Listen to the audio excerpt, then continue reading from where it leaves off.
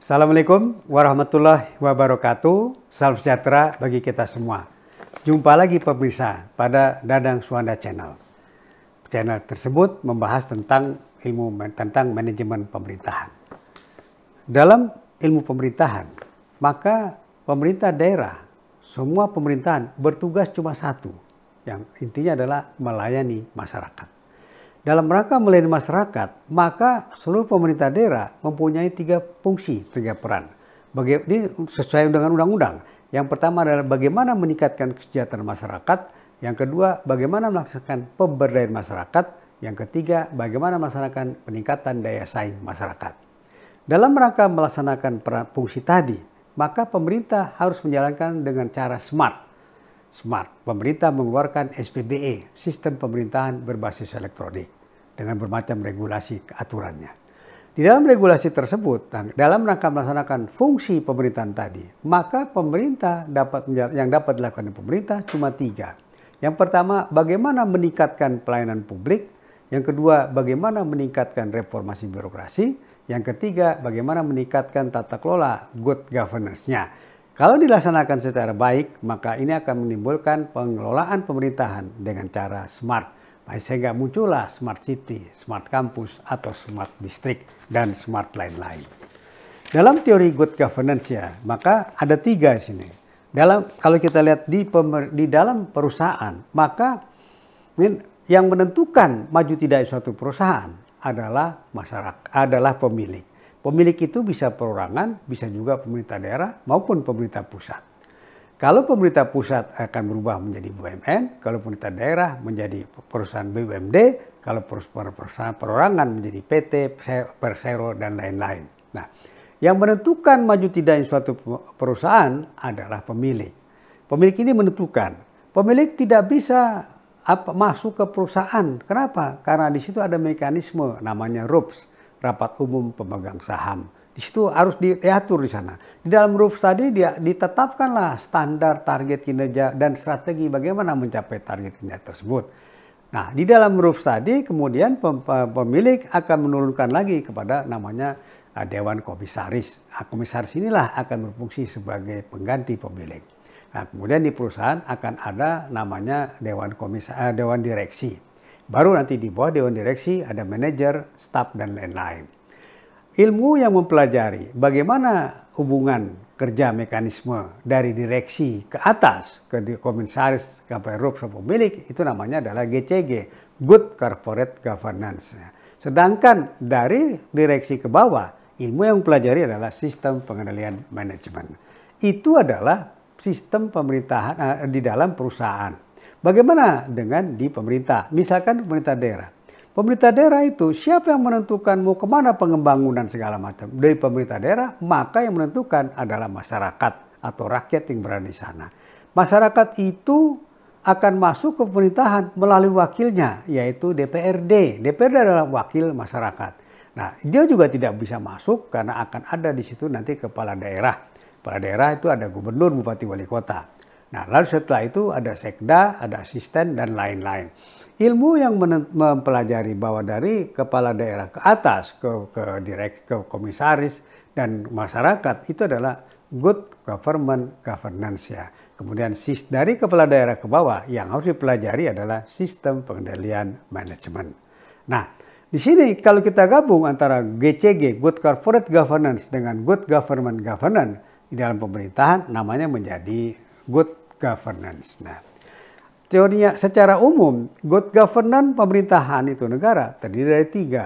Masyarakat, pemerintah, dan swasta. Pemerintah dan swasta dibentuk dalam rangka melayani masyarakat. Jadi apa tugas pemerintahan? Pelayanan kepada masyarakat. Apa tugas DPRD? Pelayanan kepada masyarakat konstituen. Nah, kalau kita lihat lagi nanti, dari tadi, kita bicara good governance, di situ. Di dalam good governance itu nanti, yang harus diperbaiki oleh pemerintahan, itu namanya adalah sistem pengendalian manajemen atau sistem pengendalian intern. Itu yang harus diperbaiki di awal. Sistem pengendalian manajemen ini akan mempengaruhi manajemen risk. Ya, manajemen risk. Siapa manajer risk di pemerintah daerah? Ini yang jadi masalah nih. Kenapa? Karena good governance itu, nanti sistem pengelolaan manajemen itu kalau tidak bagus akan mempengaruhi kepada sistem pengelolaan manajemen. Sistem pengelolaan manajemen itu akan mempengaruhi kepada audit risknya, audit risikonya, pemeriksaannya akan berpengaruh. Kemudian itu akan berpengaruh kepada sampling audit. Jadi kalau sistem pengelolaan manajemennya bagus, maka manajer risknya menjadi minimalis. Kemudian audit risknya minimalis, sampling auditnya pun akan menjadi minimalis. Yang sering menjadi masalah, kalau saya perhatikan, pertanyaan mendasar. Pertanyaan dasar begini, selalu apapun bidang keilmuan yang Bapak Ibu pemirsa harus perhatikan, kendalikan adalah 5W1H. What, when, where, who, why, when, how. Yang terakhir adalah how. Nah, jadi pertanyaan pertama ini nanti dalam pengelolaan keuangan pada manajemen ini, siapa manajer risiko di pemerintah daerah? Nah, ini yang saya sering melihat, saya perhatikan di banyak pemerintah daerah tidak dibuat. Nah, kita masuk lagi ke pengendalian manajemen. Maka pengendalian itu merupakan alat bantu manajemen untuk mencapai tujuan. Tujuan apa? Tujuan organisasi. Kemudian keberadaannya bukan jaminan untuk mencapai organisasi tujuan jadi. Tapi intinya adalah pengendalian membantu manajemen untuk meningkatkan kinerja organisasi, memberikan informasi yang independen atas kinerja organisasi, mengarahkan manajemen untuk melakukan koreksi terhadap deviasi dalam upaya pencapaian permasalahan upaya pencapaian kinerja. Nah, sistem pengendalian manajemen ini bisa statis, bisa juga tidak. Yang statis itu merupakan kebijakan dan prosedur yang diciptakan oleh manajemen untuk memberikan keyakinan yang memadai bahwa tujuan organisasi dapat dicapai. Nanti dalam rangka komponen struktur pengendalian manajemen akan berpengaruh terhadap lingkungan pengendalian, sistem akuntansi, prosedur pengendalian, dan lain-lain. Sistem pengendalian manajemen kalau kita bagi itu ada dua. Sistem pengendalian manajemen ya yang merupakan ini berubah menjadi SPIP. Yang kedua, sistem pengendalian manajemen menurut GAO yaitu adanya 8 unsur sistem pengendalian manajemen. Ini akan perlu kita bahas, itu akan ada 8 unsur sistem pengendalian manajemen. Apa aja 8 unsur tadi? Yang pertama yang diperbaiki adalah organisasi atau struktur kelembagaan. Yang kedua, kebijakan atau regulasi. Yang ketiga, perencanaan. Ya, jangka menengah, jangka panjang, jangka pendek. Yang keempat, sistem dan prosedur. Yang kelima, keuangan. Yang keenam, nanti personalia. Yang ketujuh, pelaporan. Dan kedelapan, pengendalian intern. Ini yang harus diperhatikan, diperbaiki dalam rangka pengendalian pemerintahan. Kenapa? Kalau tidak ada pengendalian, maka bisa loss itu. Bisa kehilangan banyak itu nanti. Nah, jadi sistem tadi perlu nggak? Perlu. Kenapa? Untuk meyakinkan bahwa dalam rangka penyelenggaraan pemerintahan telah dicapai itu efisiensi dan efektivitas organisasi, telah dicapai keandalan laporan keuangan, telah dicapai ketaatan peraturan perundang-undangan yang berlaku.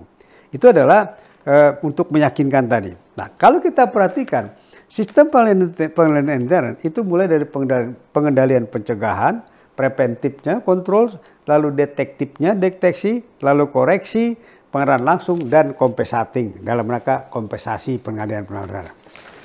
Nah, pengendalian intern tadi nanti, pengendalian intern itu berguna.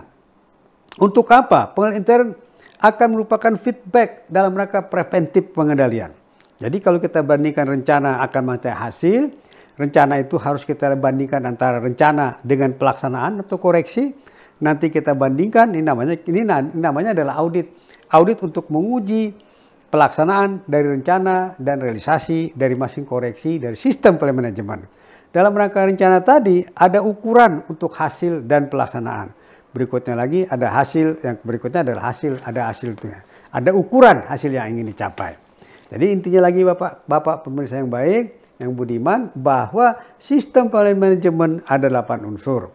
Yang pertama adalah organisasi atau struktur kelembagaan, yang kedua kebijakan, yang ketiga perencanaan, yang keempat sistem dan prosedur, yang kelima keuangan, yang keenam SDM, lalu pelaporan, yang kedelapan adalah pengendalian intern. Perlu diperhatikan, contoh struktur nanti.